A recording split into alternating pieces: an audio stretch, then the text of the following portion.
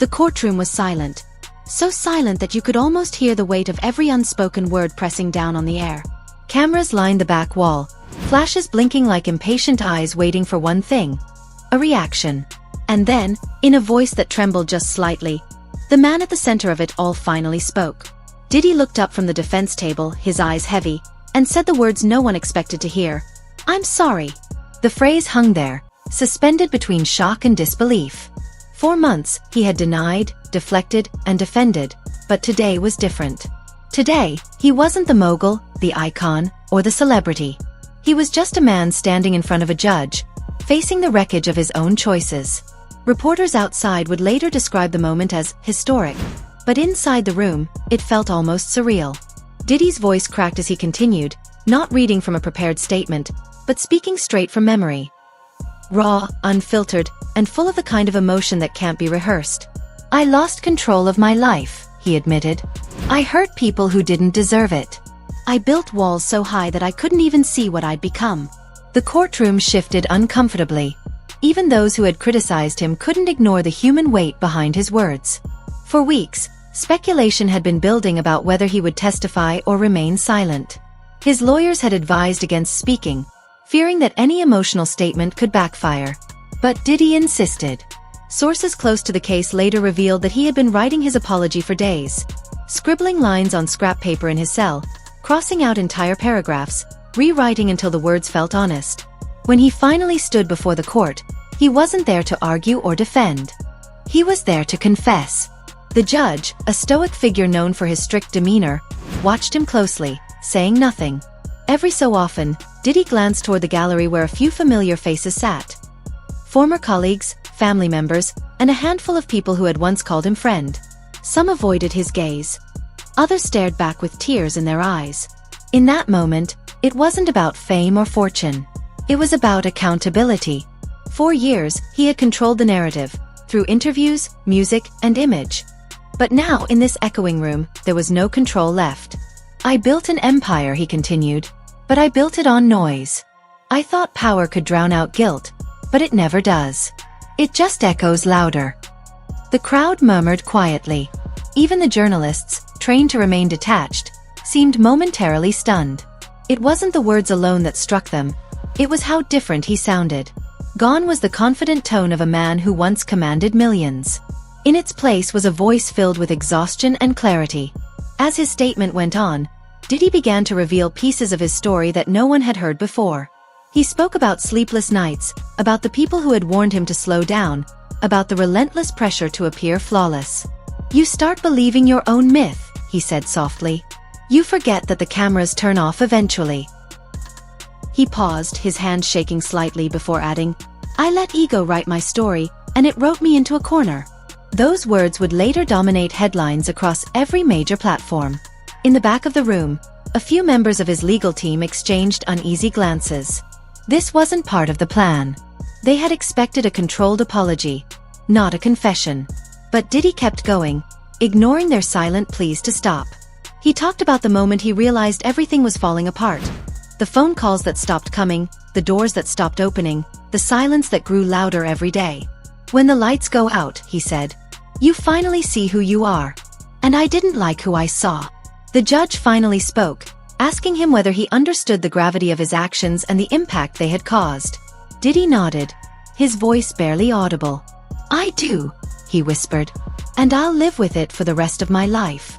A few people in the courtroom audibly exhaled, as though they had been holding their breath. It wasn't just an admission. It was a surrender. Outside the courthouse, word spread instantly. Within minutes, social media exploded with reactions. Clips of the apology flooded every platform. Some praised him for finally taking responsibility. Others called it manipulation. Analysts debated whether the confession would help his case or seal his fate. But for once, the conversation wasn't about luxury or lifestyle. It was about remorse. That evening, major news outlets replayed the footage on loop. The headline was simple but heavy: "Diddy breaks silence, apologizes in court." Commentators dissected every phrase, every pause, every glance. But those who were in the room that day said that the cameras didn't capture everything.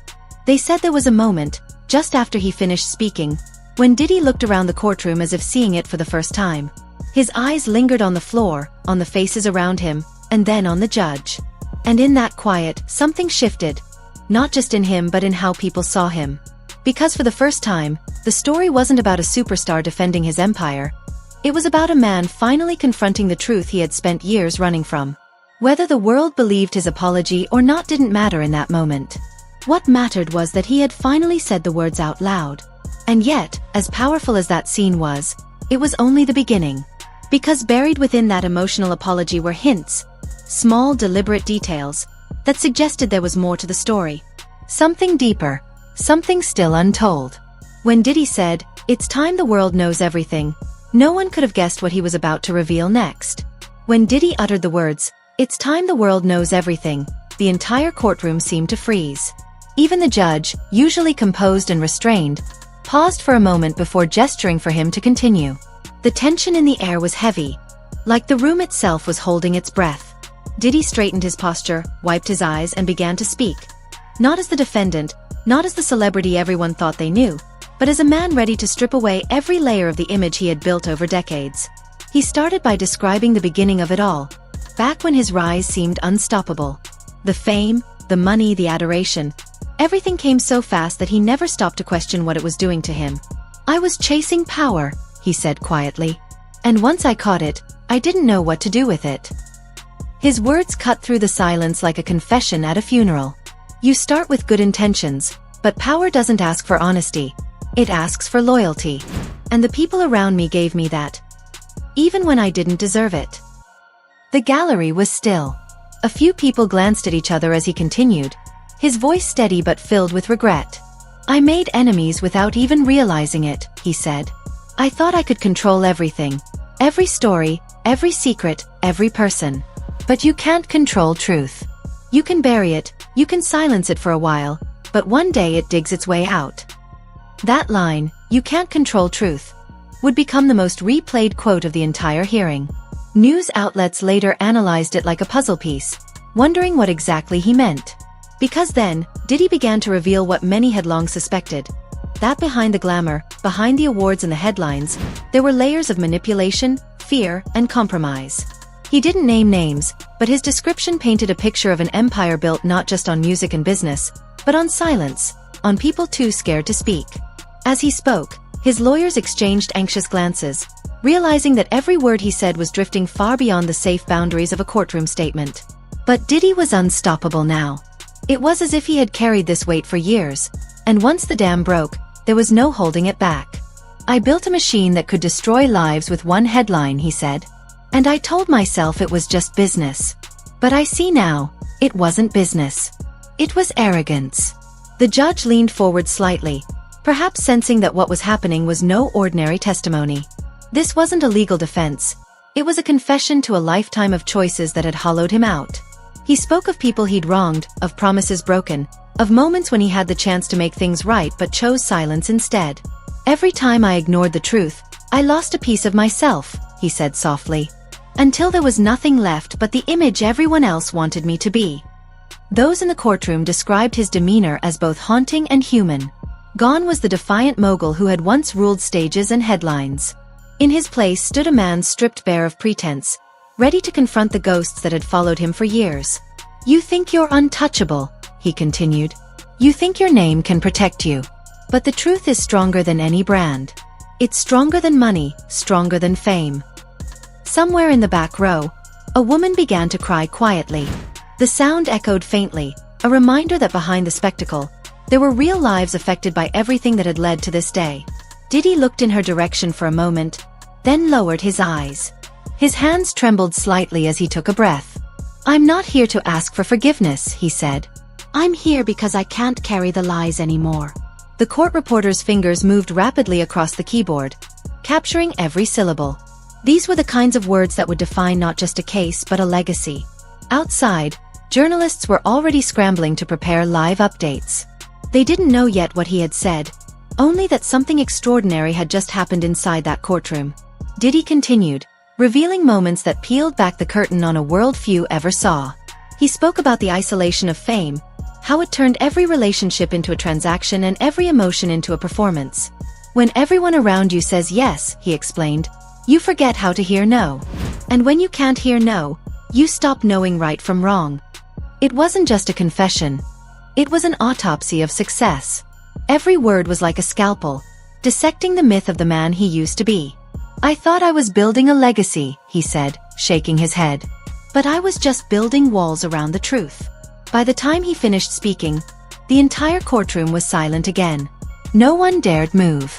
Even the judge hesitated before addressing him, as if unsure how to proceed after what had just unfolded.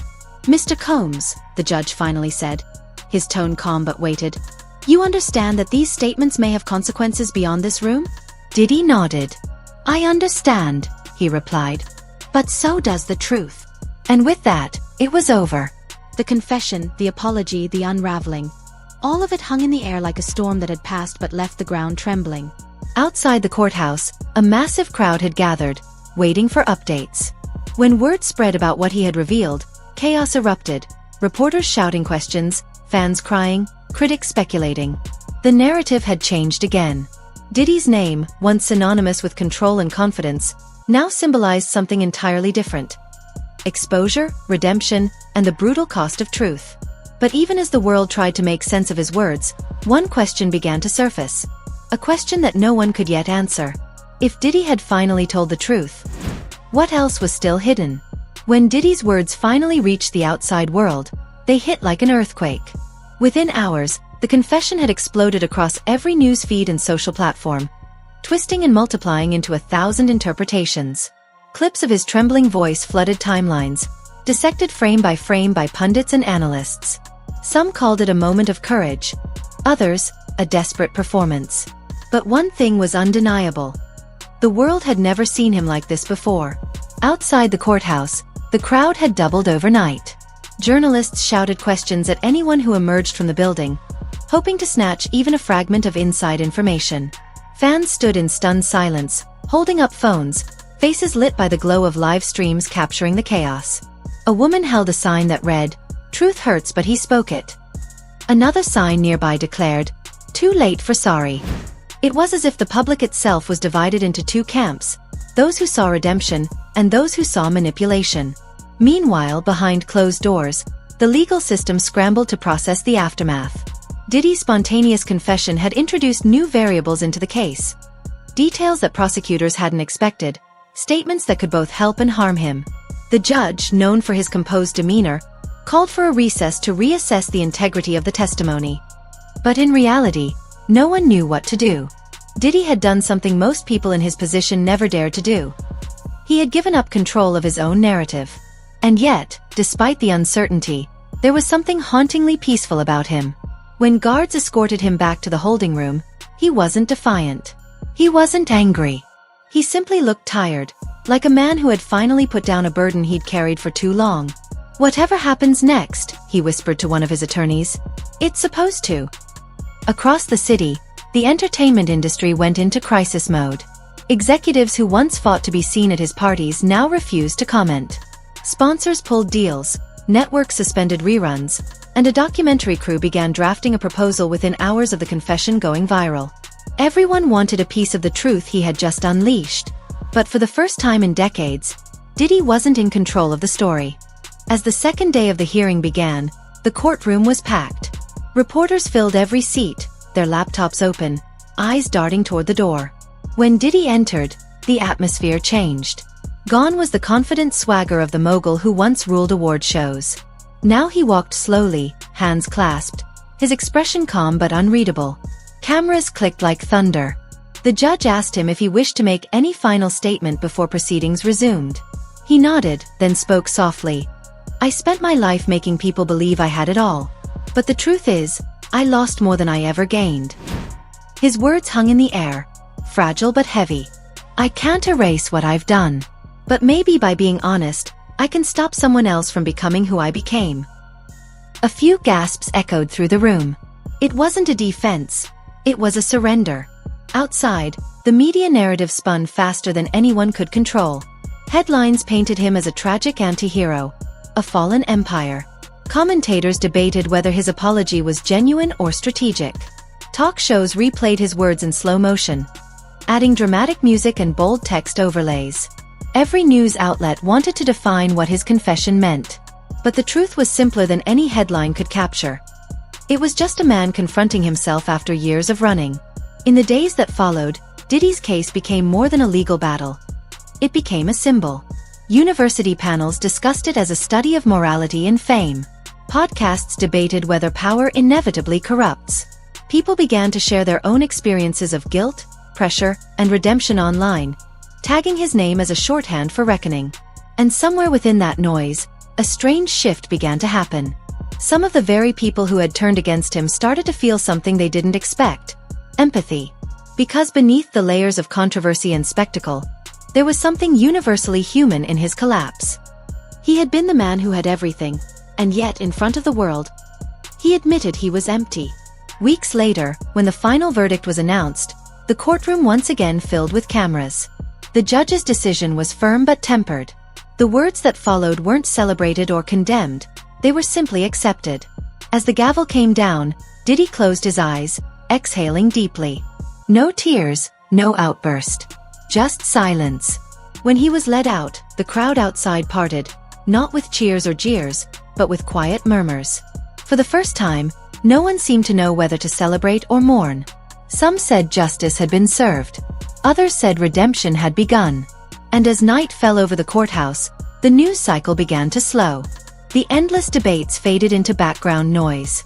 But one image continued to circulate: the shot of Diddy, walking toward the prison van, head bowed, face calm, as if finally at peace with the truth he had spent a lifetime avoiding. Commentators would later describe it as the moment that defined an era. The end of the myth, and the beginning of something more honest. Because in the end, it wasn't the fame or the downfall that people remembered. It was the silence after the confession, the stillness that followed years of noise. The sound of a man who had built an empire of words, finally learning the power of saying nothing at all.